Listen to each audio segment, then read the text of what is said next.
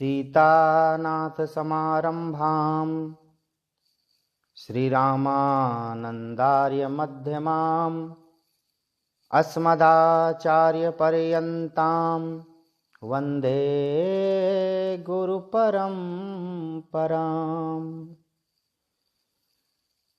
श्रीमते रामचन्द्राय नमः। श्री सद्गुरुचरणकमलेभ्यो नमः। ॐ नमः परमहंसास्वादितचरणकमलचिन्मकरन्दाय भक्तजनमानसनिवासाय श्रीरामचन्द्राय।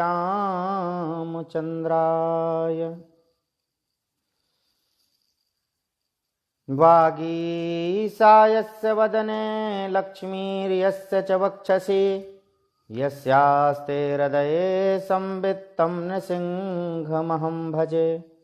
विश्वसर्गविसर्गादिनवलक्षणलक्षितं श्रीकृष्णाख्यं परमधाम जगद्धाम नमामि तत्। प्रह्लाद नारद पराशर पुण्डरीक व्यासाम्बरीश शुक शौनक भीष्मदाल्भ्यान्। रुक्माङ्गदार्जुन वसिष्ठ विभीषणादीन् एतानहं परम भागवतान् नमामि। श्रीभक्तिद्युतिदायिनौ गुरुवरौ श्रीमन्मलूकाधिपः सन्मान्यौ व्रजमेदिनी वरमिणी श्रीकार्ष्णिपीठाधिपः। श्रीराजेन्द्रगुरुस्तथा हि शरणानन्दो गुरु श्रीर्गुरु कल्याणं परमं सदा वितरता मिष्टं मम स्वासिसा। भक्त भक्त भगवंत गुरु भक्त भक्त भगवंत गुरु चतुरनाम बपु एक।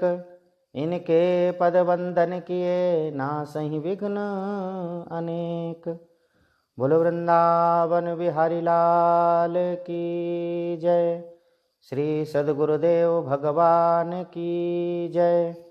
जय जय श्री राधे श्याम। जय जय श्री सीताराम। नमः पार्वती पतये हर हर महादेव। हरिशरणम परम मंगलमय परात्पर अखिलेश्वर अकारण करुणावरुणालय भक्तवांछा कल्पतरु भक्तवत्सल शरणागत वत्सल दीन बंधु दया सिंधु आर्तत्राण परायण प्रभु भगवान श्री बांके बिहारी लाल की महती करुणा कृपा से हम सब आप अपने जीवन का सर्वोत्कृष्ट लाभ सर्वोत्तम लाभ सत्संग इस लॉकडाउन के समय में कर रहे हैं। ठाकुर जी की हम सब के ऊपर महती करुणा कृपा है। कुछ दिनों से ही संपूर्ण देश में ही हम सब देख ही रहे हैं कि एक वैश्विक महामारी कोरोना व्याप्त है और उस समय हम सबको संपूर्ण देश ही असुरक्षित जैसा महसूस कर रहा है। इसलिए राज्य सरकार केंद्र सरकार का कहना हम सबको मानना चाहिए। हम सबको अपनी सुरक्षा और समाज की सुरक्षा करनी ही चाहिए। तो इस लॉकडाउन के समय में हम सबका समय कैसे व्यतीत हो, तो उसके लिए हमको अपने कथा समागम पेज के माध्यम से श्री पारिक जी प्रवीण जी ने हमसे कहा कि महाराज श्री कुछ हमारे प्रश्नोत्तर हैं, आप कृपा करके उन प्रश्नों का उत्तर भी हम सबको दीजिए और उसी माध्यम से हम सबका कल्याण भी होगा और हमारा सबका कुछ समय सत्संग में भगवान में लगेगा। तो प्रवीण जी के कुछ प्रश्न हमारे पास आए हैं और प्रवीण जी के पेज के माध्यम से वो प्रश्न भी बहुत सारे लोगों ने वो वैसे प्रश्न किए हैं। तो हम सब अपना कुछ समय सत्संग में इसी माध्यम से, प्रश्नों के माध्यम से अपना समय व्यतीत कर रहे हैं। प्रथम प्रश्न श्री प्रवीण जी ने किया है कि वर्तमान समय में युवा पीढ़ी को किस माध्यम से भगवान की ओर जोड़ा जाए, किस तरीके से भगवान की ओर युवा पीढ़ी को जोड़ा जाए, ऐसा प्रश्न इनका आया है।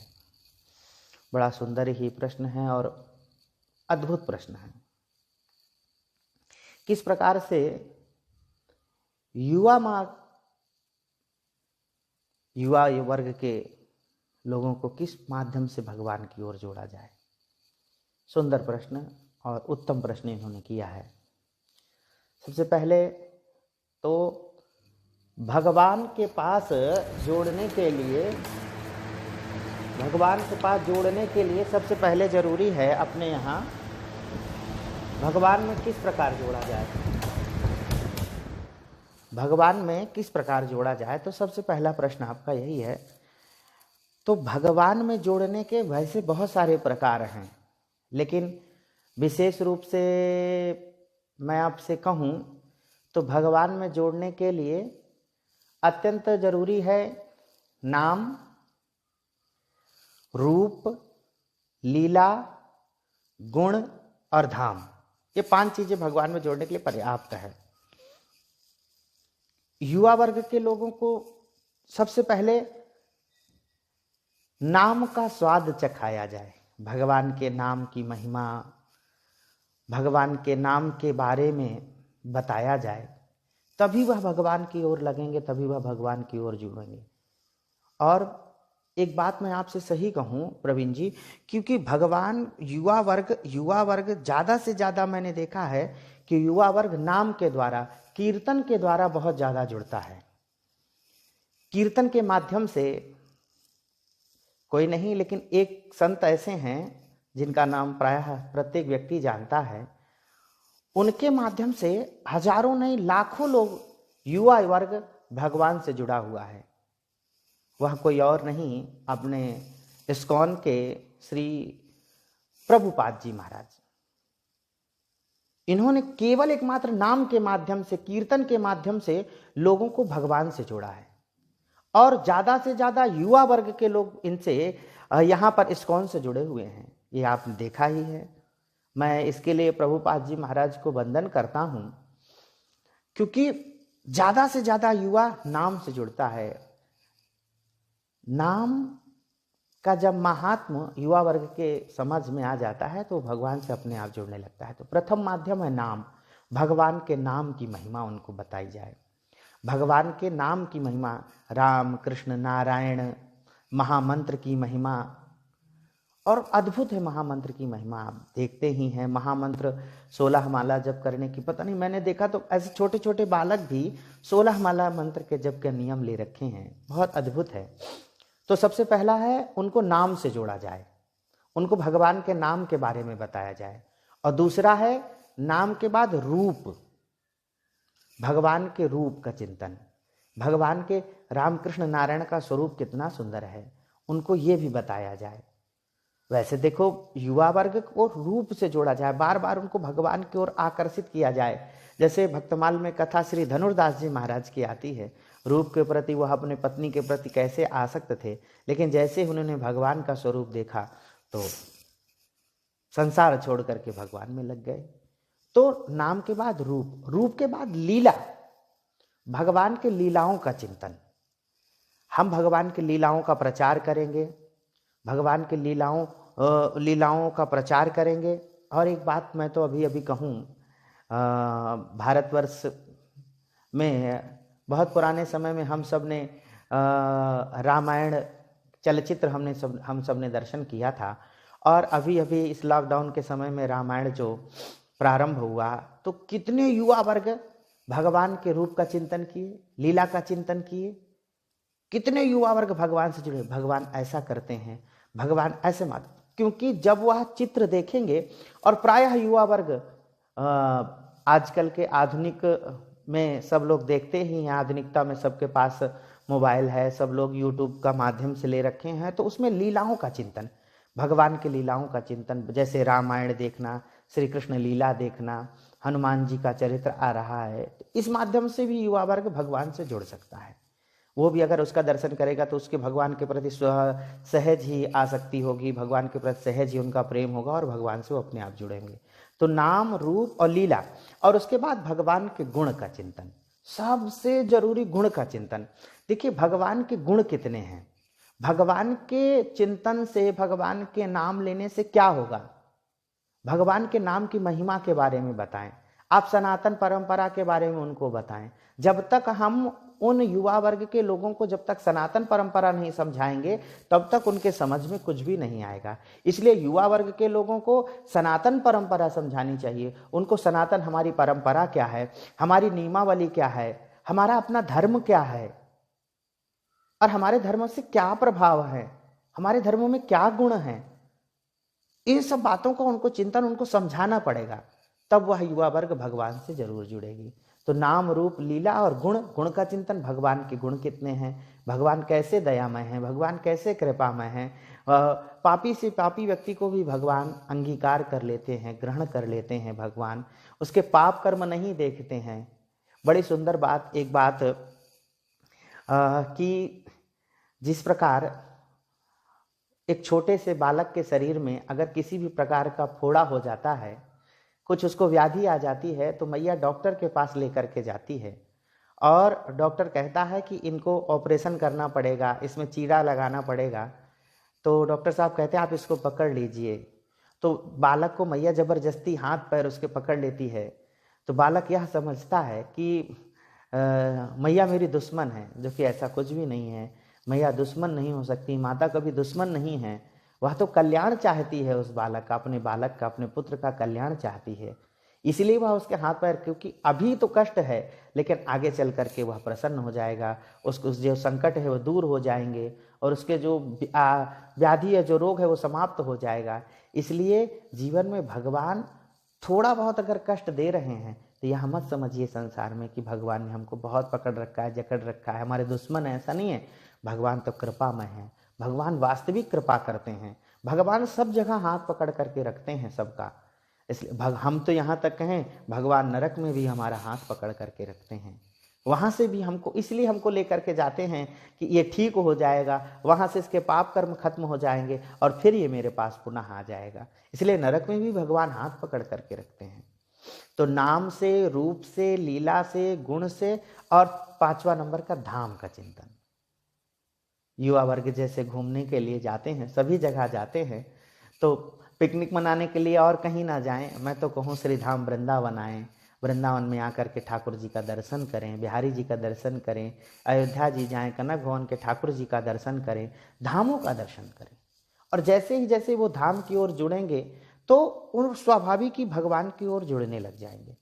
तो युवा वर्ग को सबसे अत्यंत जरूरी है उनको भगवान के बारे में बताया जाए, कैसे भी करके उनको भगवान की ओर खींच लिया जाए। वो नाम से खींच जाए तो उनको कीर्तन के द्वारा नृत्य कराते हुए उनको भगवान से जोड़ो। वो ऐसे नहीं जुड़ रहे हैं तो उनको रूप के द्वारा भगवान से जोड़ो, भगवान की सुंदर सुंदर झांकियों का दर्शन दिला करके उनको जोड़ो। ऐसे नहीं जुड़ रहे हैं तो भगवान की लीलाओं का दर्शन करा करके उनको भगवान से जोड़ना चाहिए। ऐसे नहीं हो रहे हैं तो भगवान के गुणों के, भगवान की कथाओं को सुना सुना करके उनसे जोड़ो। और एक बात सही कहें, भगवान से जुड़ने के लिए अत्यंत सरल साधन है भगवान की कथा, अत्यंत सरल साधन है भगवान की कथा। और जो भगवान की कथा कोई भी कैसा भी व्यक्ति सुनता है, पापी से पापी भी व्यक्ति अगर भगवान की कथा सुनता है तो भगवान से ही जुड़ता है। पापी से पापी भी व्यक्ति अगर भगवान की कथा श्रवण करता है तो भगवान की ओर अग्रसर होता है, भगवान की ओर जरूर बढ़ता है और उसका सहज ही भगवान में प्रेम होने लग जाता है। इसलिए अत्यंत जरूरी है भगवान की कथा सुने, बहुत जरूरी है भगवान की कथा। जो सुनेगा तो चाहे युवा हो, चाहे वो वृद्ध हो, चाहे बालक हो, कोई भी हो वो भगवान की ओर जुड़ जाएगा अपने आप। तो कैसा भी व्यक्ति हो तो भगवान से जोड़ना है तो उसको भगवान की कथाएं सुनाइए, उनको सत्संग कराइए, और उनको सत्संग कराएंगे और वह सत्संग श्रवण करेंगे तो अपने आप वह भगवान की ओर जुड़ने लग जाएंगे। श्री प्रवीण जी का दूसरा प्रश्न है, दूसरा प्रश्न इन्होंने किया है कि गुरु चरणों में निष्ठा कैसे बढ़े।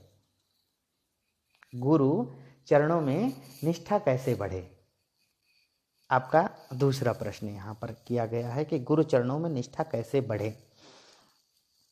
हम किस प्रकार से गुरु चरणों में अपनी निष्ठा बढ़ाएं।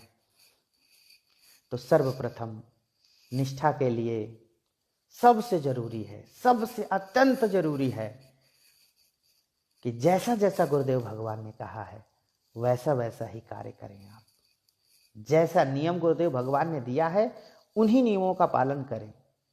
कैसा भी नियम दे दिया आपको गुरुदेव भगवान ने, उन्हीं नियमों में लग जाएं और उसमें किसी भी प्रकार का विचार ना करें। जो सेवा दे दी है आपको, जिस प्रकार की सेवा आपको दे दी है गुरुदेव भगवान ने, जो आपसे कह दिया है बस उसी में लग जाइए, अपने आप सारा काम बन जाएगा और गुरुदेव भगवान के प्रति निष्ठा अपने आप बढ़ने लग जाएगी। और एक बात, बड़ी बहुत पुराने समय में बचपन में एक श्लोक पढ़ा था, किसी भी प्रकार से गुरुदेव में दोष नहीं देखना है। किसी भी प्रकार से गुरुदेव में कभी दोष नहीं देखता है। कदाचित गुरुदेव भगवान कभी क्रोध कर दें तो यह समझे कि आज गुरुदेव भगवान नरसिंह रूप में दर्शन दे रहे हैं हमको, आज गुरुदेव भगवान हमको नरसिंह रूप में दर्शन दे रहे हैं। ये भावना रखनी है, ये भावना रखनी है। किसी भी प्रकार से दोष दृष्टि का चिंतन भी ना हो हमारे अंदर। गुरुदेव भगवान में निष्ठा तभी बढ़ेगी जब उनकी आज्ञा के अनुसार हम कार्य करने लग जाएंगे और उनके कृपा के अपने आप भाजन हो जाएंगे। पूज्य श्री दादा गुरुदेव जी श्री भक्तमाली जी महाराज, पूज्य श्री गणेश दास भक्तमाली जी महाराज जो दादा गुरुदेव भगवान हैं, उनके शब्द हैं, अगर किसी के कृपा पात्र बनना है तो सबसे पहला काम करना है उनकी आज्ञा के अनुसार काम करने लग जाइए। तो गुरुदेव भगवान ने जो कहा है, जैसा कहा है, उसमें नन उनच ना करिए, तनिक भी विचार ना करिए। जैसा उन्होंने कहा है उनकी आज्ञा के अनुसार आप लग जाइए। यही बात तो कही है पूज्य दादा गुरुदेव भगवान ने, कृपा कृपा सब कोई कहें, कृपा पात्र नहीं कोय, कृपा पात्र सोई जानिए, जो आज्ञावर्ती होय। भगवान का कृपा पात्र, गुरुदेव का कृपा पात्र वही होगा जो आज्ञा के अनुसार कार्य करने लग जाएगा। जो आज्ञा दे दी है वो कार्य करने लग जाइए। हजारों ऐसे उदाहरण हैं, गुरुदेव भगवान ने जो आज्ञा दी उसी के अनुसार काम करने लग जाइए। अपने आप आपकी निष्ठा बढ़ने लग जाएगी और सतत गुरुदेव भगवान का चिंतन करें, गुरुदेव भगवान का स्मरण करें। इसलिए तो हमारे यहाँ तो गुरु साक्षात परब्रह्म तस्मै श्री गुरुवे नमः क्यों कहा गया है। ब्रह्मा मतलब कहा गया है, एक वाक्य है, गुरु गोविंद दोऊ खड़े, काके लागे पांव, बलिहारी गुरु आपने गोविंद दियो बताए। गुरु जी और गोविंद भगवान साक्षात सामने खड़े हों तो सर्वप्रथम जाकर के किसके पांव छू। तो गुरुदेव भगवान के प्रथम पांव छूना है। क्यों ऐसा क्यों कहा गया है? इसलिए कहा गया है कि भगवान के पास पहुंचाने वाले भी गुरुदेव हैं। जो आज तिलक, चंदन, कंठी, वस्त्र, जो कुछ भी थोड़ा बहुत नाम जप, जो कुछ भी कर रहे हैं हम, जो 2-4 नाम माला कर रहे हैं, वह किनकी कृपा से कर रहे हैं? गुरुदेव की कृपा से कर रहे हैं। आज गुरुदेव ना होते तो कहाँ विषय भोगों में लगे होते। आज गुरुदेव कृपा नहीं किए होते तो कहाँ पड़े होते, कोई पता नहीं चलता हमारा। इसलिए गुरुदेव भगवान की कृपा करुणा का सतत अनुभव करना चाहिए, कितनी कृपा करी है। और एक बात और, महाराज श्री कहते हैं कि गुरु और गोविंद में भेद नहीं है। गुरु किसी शरीर का नाम नहीं है, गुरु कोई शरीर नहीं है। गुरु तो साक्षात परब्रह्म परमात्मा श्री राम ही, श्री कृष्ण ही, श्री नारायण ही, श्री हरि ही गुरुदेव रूप में आए। यही तो पूज्य श्री हरे राम बाबा ने करुण पुकार नामक ग्रंथ में लिखा। एक सुंदर, बड़ी सुंदर पंक्ति है, और पूरी पंक्ति तो याद नहीं है, लेकिन थोड़ा सा उसके कुछ भाव हैं। आते नवः परमेश जो गुरुदेव के आकार में, तो रहता अंधेरा ही अंधेरा मोह का संसार में। आते नवः गुरुदेव जो, आते नवः परमेश जो गुरुदेव के आकार में, रहता अंधेरा ही अंधेरा मोह का संसार में। तो अगर परमेश्वर ही गुरुदेव के रूप में अगर नहीं आते तो हमारे जीवन में अंधकार ही रहता है। इसलिए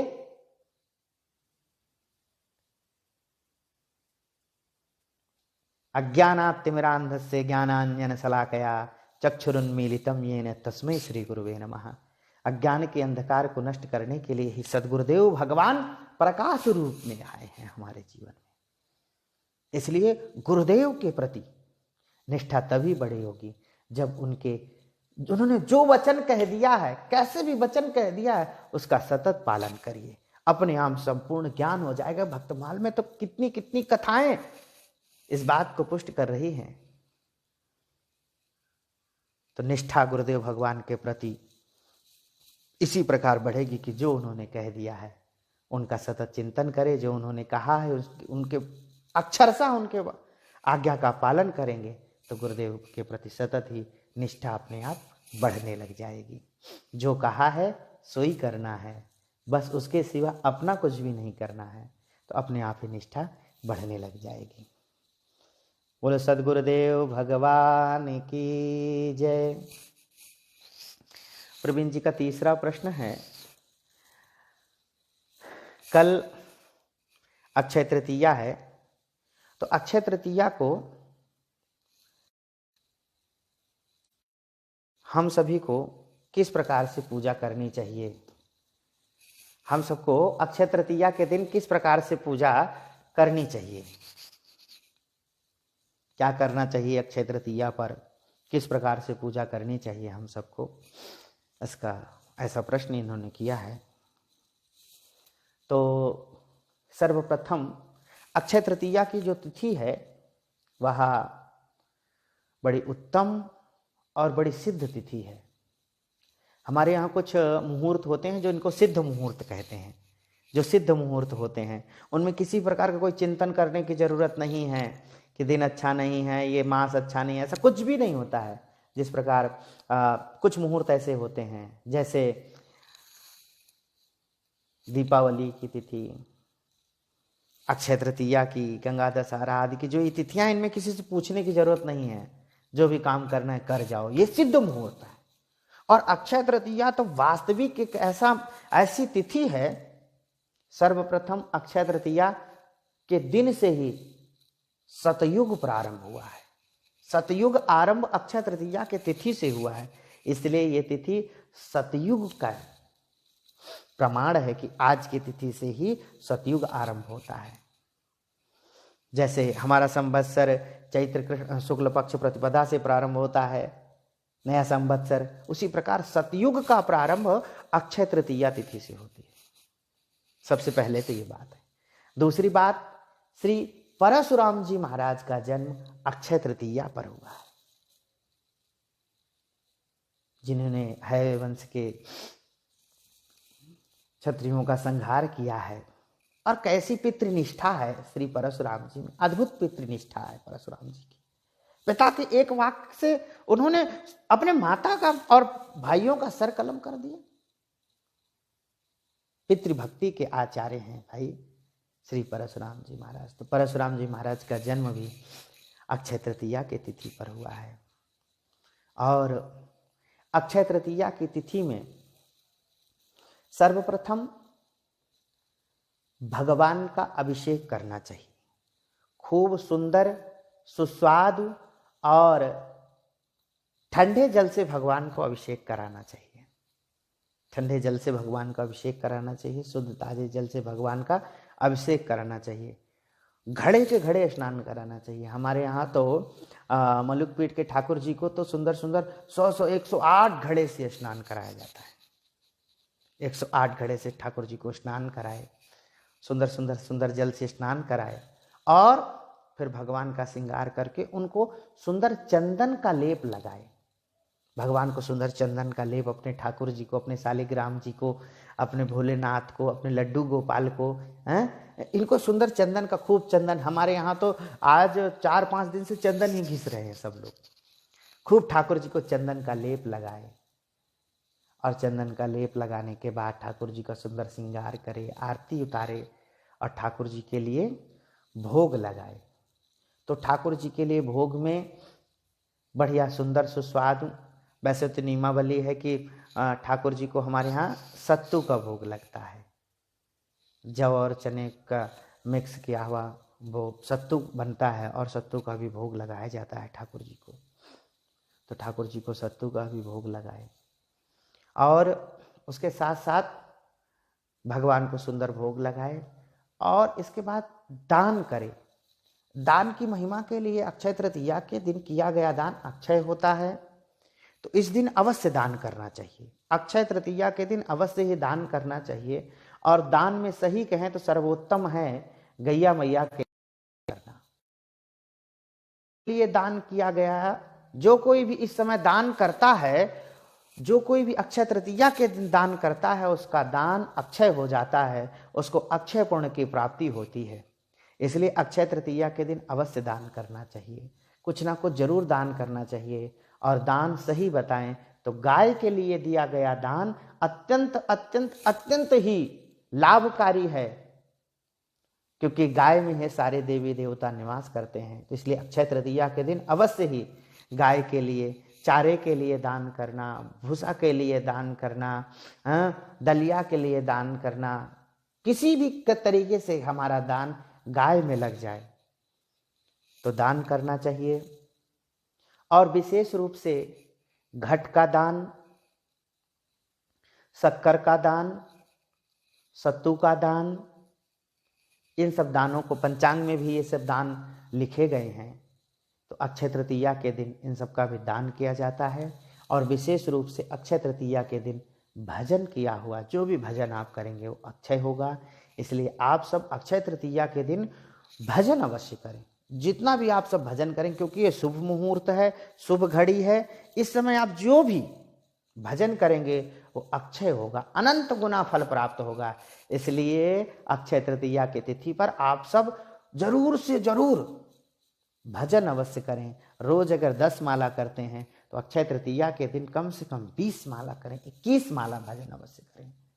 और जो जितना पाठ कर सकता है, राम रक्षा स्तोत्र का पाठ कर सकता है, आदित्य हृदय स्तोत्र का पाठ कर सकता है, हनुमान चालीसा का पाठ कर सकता है, सुंदर कांड का पाठ कर सकता है, रामायण का पाठ कर सकता है, विनय पत्रिका का पाठ कर सकता है। जो जो कुछ भी पाठ कर सकता है उसका अवश्य पाठ करें।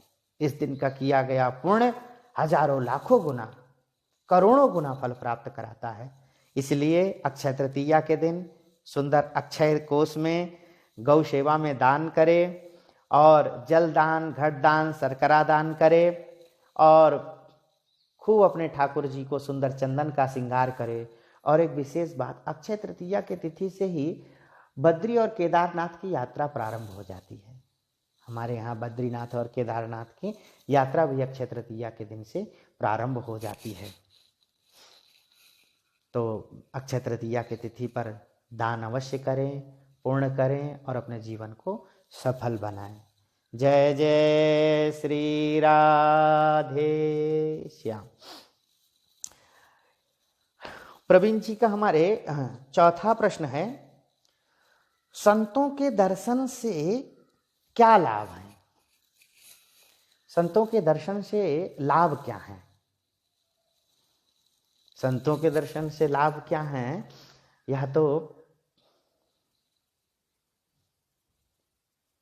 भागवत के अनुसार कहें तो संतों के दर्शन से लाभ है। श्री नारद जी महाराज कहते हैं, भाग्योदयेन बहुजन्म समर्जितेन सत्संगमं च लभते पुरुषो यदा वै अज्ञान हेतु कृत मोह मदांधकार नासं विधाय हि तदोदयते विवेकः। नारद जी महाराज कहते हैं, भाग्योदयेन बहुजन्म समर्जितेन, अनंतानंत जन्मों के पूर्ण पुंज जब उदित हो देते हैं तब ऐसे संतों का दर्शन होता है। देखो, संत दर्शन कोई सामान्य नहीं है, और संत दर्शन भगवत दर्शन है। संत दर्शन हो गया तो भगवान का दर्शन हो गया। संत दर्शन अगर हमको हो गया तो समझ लो भगवान का दर्शन हो गया, भगवान हमको मिल गए। संत और भगवंत में अंतर नहीं है। संत और भगवंत में एक भी प्रकार से, किसी भी प्रकार से अंतर नहीं है। भगवान में और भगवान के भक्तों में अंतर नहीं है। हमारे यहाँ तो सिद्धांत ही भक्तमाल का है, यही सिद्धांत है। भक्त भक्ति भगवंत गुरु चतुर नाम वपु एक, इनके पद बंधन किए नासहि विघ्न अनेक। भक्त भक्ति भगवंत और गुरु चतुर नाम वपु एक, कहीं भी अंतर नहीं है। और संतों के दर्शन से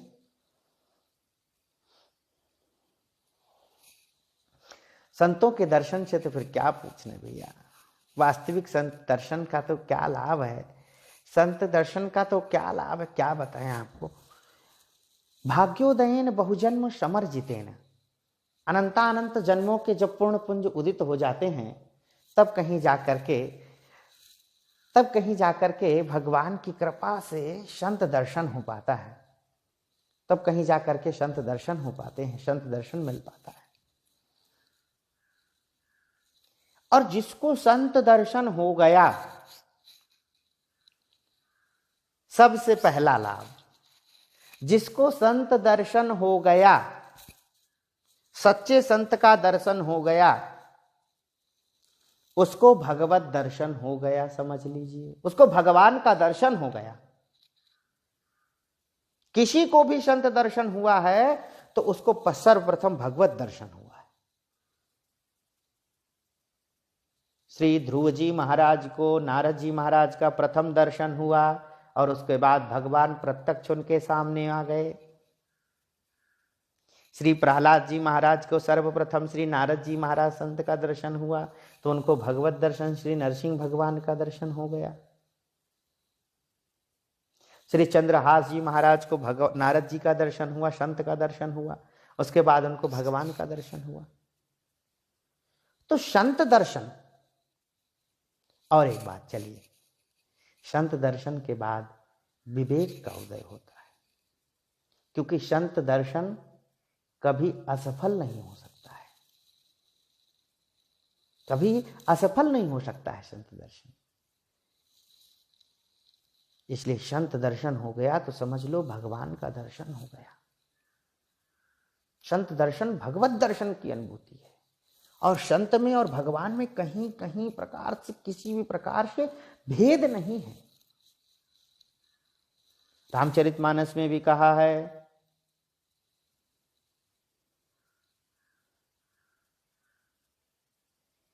रामचरितमानस में भी कहा है, संत दरस जिमी पातक टरई, संत दरस जिमी पातक टरई। संतों के दर्शन से पातक नष्ट हो जाते हैं, पाप नाश हो जाता है संतों के दर्शन से। क्या हो जाता है? संतों के दर्शन से क्या हो जाता है? पापों का नाश हो जाता है।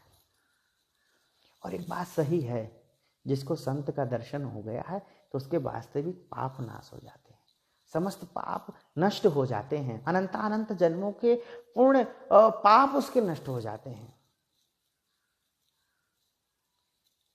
संत दर्शन से समस्त पापों की निवृत्ति हो जाती है और उसके अंदर विवेक जागृत हो जाता है, क्योंकि संत जब मिल जाते हैं तो वो सत्संग के द्वारा, भगवान की कथा के द्वारा उसके हृदय में भगवान प्रविष्ट करा देते हैं। अरे उसको भगवान दे देते हैं, उसको भगवान मिल जाते हैं।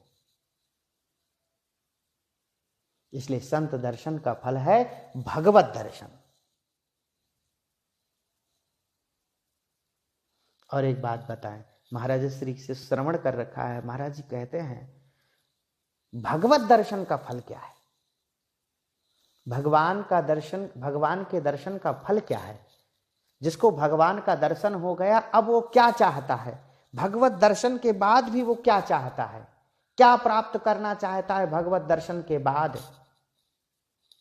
तो महाराज श्री कहते हैं कि भगवत दर्शन के बाद भी कोई चाहता है तो संतों का संग चाहता है, संतों का सदा साथ चाहता है, सदा संतों के संग रहना चाहता है। यही बात तो वृत्तासुर ने अपने सुंदर वीर वाणी में उसने कहा है। उसने कहा है ममोत्तम श्लोक जने सुसख्यम संसार चक्रे भ्रमतः स्वकर्मभिः तन्माययात्मात्मजदार गेहे स्वासक्त चित्तस्य ननाथ भूयात्। प्रभु मुझे कहीं भी भेज दो, कहीं भी मैं घूमता रहूं, जहां जहां जाऊं, लेकिन बस भेजना वहीं जहां आपके संत हों। कितने भी प्रकार से मैं जहां भी जन्म लूं, केवल आपके संत का दर्शन हो, आपके संतों का दर्शन हो जाए। और यही बात तो कुंती बुआ ने कहा, प्रत्यक्ष सामने भगवान खड़े हैं, भगवान का दर्शन कर रही हैं और कुंती बुआ कह रही हैं प्रभु आपका दर्शन तो मिलता ही है, लेकिन आपके दर्शन का फल क्या है। बोले तथा परमहंसानाम मुनीनाम अमलात्मनाम। आपके दर्शन के फल का, आपके दर्शन के फल है यही कि मुझे आपके प्राण प्रिय भक्तों का दर्शन, संतों का दर्शन होता है, परमहंसों का दर्शन होता है, अमलात्मा विमलात्मा महापुरुषों का दर्शन, आपके दर्शन के बाद मुझे उनका दर्शन प्राप्त होता है। इसलिए प्रभु आपके दर्शन का भी फल है कि मुझे संतों का दर्शन होता है। तो संत दर्शन का फल है भगवत दर्शन और भगवत दर्शन का फल है संत दर्शन, और संत दर्शन का फल है समस्त प्रकार के, अरे भैया संत मिल गए तो सब कुछ मिल गया, जान लो। संत मिल गए तो सब कुछ मिल गया, संत मिल गए तो इहलौकिक पारलौकिक सुख भी मिल गया, आपको संसार के भी सुख मिल जाते हैं संतों की कृपा से। ऐसे तो कितने उदाहरण हैं, संसार के भी सुखों की प्राप्ति संतों की कृपा से हो जाती है। संतों की कृपा से संसार का सुख, भौतिक जगत का सुख तो क्या तुच्छ है, भगवत प्राप्ति भी संतों की कृपा से ही होती है। इसलिए संत दर्शन का फल है भगवान का दर्शन, और यही लाभ है संतों के दर्शन का कि वो भगवान से सदा हमको जोड़ करके रखते हैं। संत कभी अपने से नहीं जोड़ते हैं, संत सदा हमको भगवान से जोड़ते हैं। इसलिए संत दर्शन का फल है भगवान का दर्शन। और प्रवीण जी ने प्रश्न किया है कि गुरुदेव के बारे में कुछ कहें। यह प्रश्न तो बहुत क्लिष्ट है।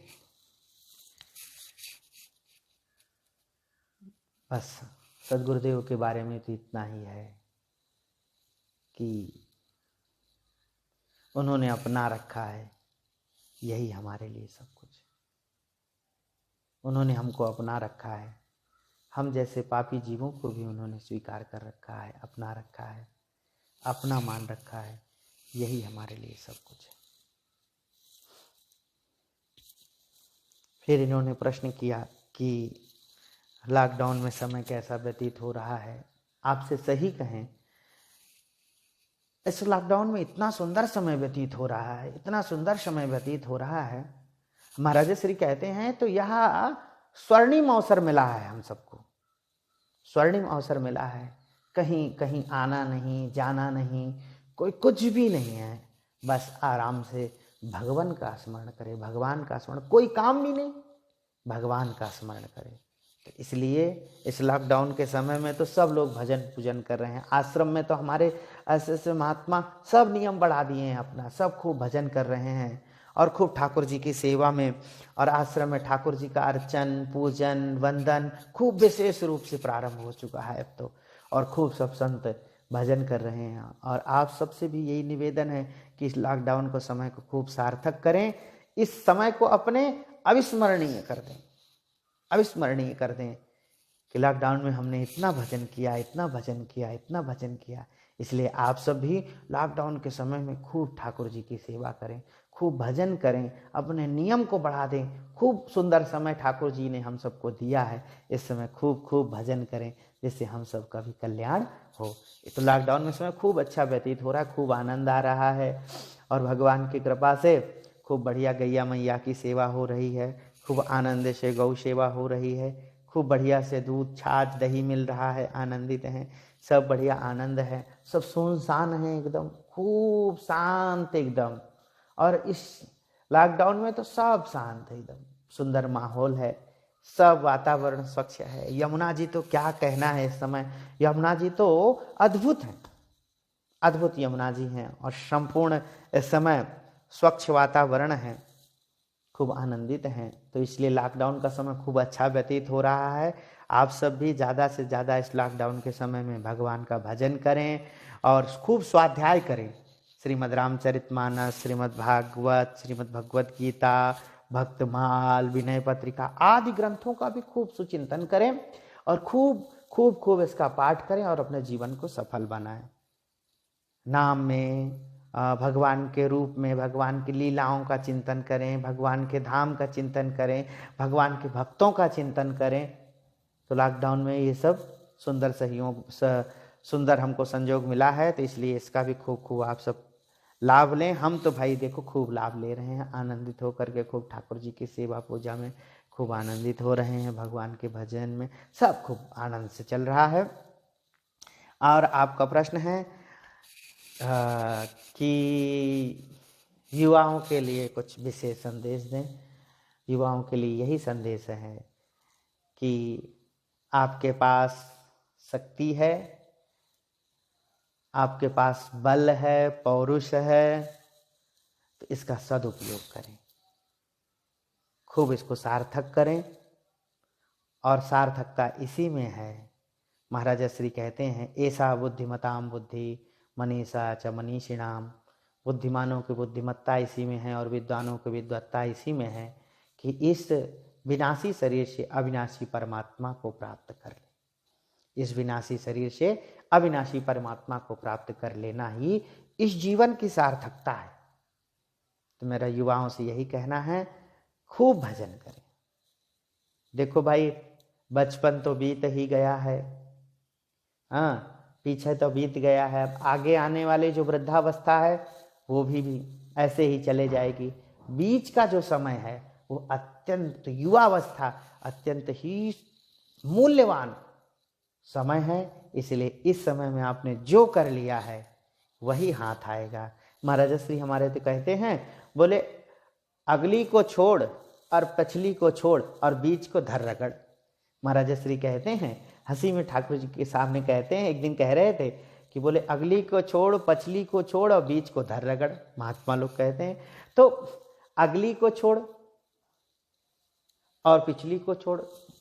अगली मतलब जो आने वाले वृद्धावस्था है उसको छोड़ दो, और पीछे की जो जो बालावस्था थी वो भी चली गई, उसको छोड़ दो। बीच की जो अवस्था है उसमें खूब ठाकुर जी का स्मरण चिंतन और खूब मेहनत करना चाहिए। इसलिए इस समय जो समय है, इस समय राष्ट्र की सेवा, अपने माता पिता की सेवा ज़्यादा से ज़्यादा करनी चाहिए, राष्ट्र की भी सेवा करनी चाहिए, और जितना समय मिले उसको सद्विचार, सद्ग्रंथों में, और अपना समय अत्यंत मूल्यवान है, इसलिए इसको बिल्कुल भी किसी भी प्रकार से इसको गंवाना नहीं है। ऐसा ना जाए कि फिर हाथ से चला जाए यह समय और हम पछताते रह जाएं कि हमने अपने जीवन में कुछ किया ही नहीं। इसलिए आप सब युवा वर्ग के लोग सारे अपनी संपूर्ण शक्ति का उपयोग राष्ट्र की सेवा में उपयोग करें और खूब अपने हृदय में भगवान के प्रति आस्था, श्रद्धा और विश्वास के साथ अपने कामों में लगें। और ऐसा कोई भी कार्य अपने जीवन में ना करें। युवा वर्ग के लोग विशेष ध्यान से सुने, अपने जीवन में ऐसा कोई भी कार्य ना करें जिससे आपके माता पिता, आपके बड़े, आपके गुरुजन दुखी हों। ऐसा जीवन में कोई भी कार्य ना करें। इस चीज को विशेष रूप से ध्यान से सुने। अपने जीवन में ऐसा कोई भी कार्य ना करें जिससे आपके माता पिता, आपके गुरुजन, आपके बड़े आपके कार्य से दुखी हों। इसलिए विशेष रूप से इस चीज का ध्यान रखें। ऐसा कार्य करें कि माता पिता प्रसन्न हों और खूब आनंदित हों। यही आज का संदेश है। समय भी भगवत कृपा से प्रवीण जी के जितने भी प्रश्न थे वह सब भी पूर्ण रूपेण भी हो चुके हैं और समय भी होने वाला है। ठाकुर जी की कृपा से नित्य प्रति भी हम सबको ऐसा सत्संग मिलता रहेगा और आप सबके भी जो कोई भी प्रश्न हो वह प्रश्न भी आप सब कर सकते हैं। फिर उन प्रश्नों से आप सबको भी समुचित उत्तर मिलेगा। तो आप सब भी कोई प्रश्न यहाँ पर कर सकते हैं और प्रश्नों का फिर उत्तर आपको समय होने पर आपको सबको उत्तर भी जरूर समुचित उत्तर, किसी भी प्रकार का कोई प्रश्न है तो आपको वह मिलेगा। तो आप इस पेज के माध्यम से प्रश्न कर सकते हैं, आपको उत्तर भी समय पर अवश्य दिया जाएगा। तो आपका जो कोई भी प्रश्न, किसी भी प्रकार का प्रश्न हो, आध्यात्मिक जगत के, भौतिक जगत के कोई भी प्रश्न हो, जीवन की कोई समस्याएं हों, उनके भी किसी भी प्रकार का प्रश्न आप करें, आपको समुचित उत्तर दिया जाएगा। प्रवीण जी इसमें लगे ही हैं। प्रवीण जी बहुत दिनों से कह रहे थे कि महाराज जी कुछ सत्संग आप कराएं, कुछ सत्संग आप कराएं। तो ठाकुर जी ने लॉकडाउन का ऐसा समय दे दिया है हम सबको कि खूब आनंद है। तो ठाकुर जी कृपा करेंगे तो नित्य प्रति ऐसा सत्संग हम सबको मिलता रहेगा। सत्संग हम सबको रोजाना कुछ न कुछ समय हम सबको मिलेगा। और कल अक्षय तृतीया है, विशेष रूप से कल अक्षय तृतीया है। तो कल के दिन भी आप सब विशेष रूप से भजन पूजन में मन लगाएं और खूब ठाकुर जी का भजन पूजन अर्चन करें, वंदन करें, दान पुण्य करें, जितना भी बन सके दान पुण्य भी करें, जिससे हमारा जीवन सफल हो और हम भी पुण्य के भागीदार बने। जय श्री कृष्णा, जय श्री राधे। श्री राधे राधे गोविंद गोविंद राधे, श्री राधे राधे गोविंद गोविंद राधे, गोविंद राधे गोपाल राधे, गोविंद राधे गोपाल राधे, श्री राधे राधे गोविंद गोविंद राधे, श्री राधे राधे गोविंद गोविंद राधे, गोविंद राधे गोपाल राधे, गोविंद राधे गोपाल राधे, श्री राधे राधे गोविंद गोविंद राधे, श्री राधे राधे गोविंद गोविंद राधे, गोविंद राधे गोपाल राधे गोविंद राधे गोपाल राधे श्री राधे राधे गोविंद गोविंद राधे श्री राधे राधे गोविंद गोविंद राधे श्री राधे राधे गोविंद गोविंद राधे। बोलो राधा गोविंद भगवान की जय। श्री सद्गुरुदेव भगवान की जय। जय जय श्री राधे जय जय श्री सीताराम। नमः पार्वती पतये हर हर महादेव।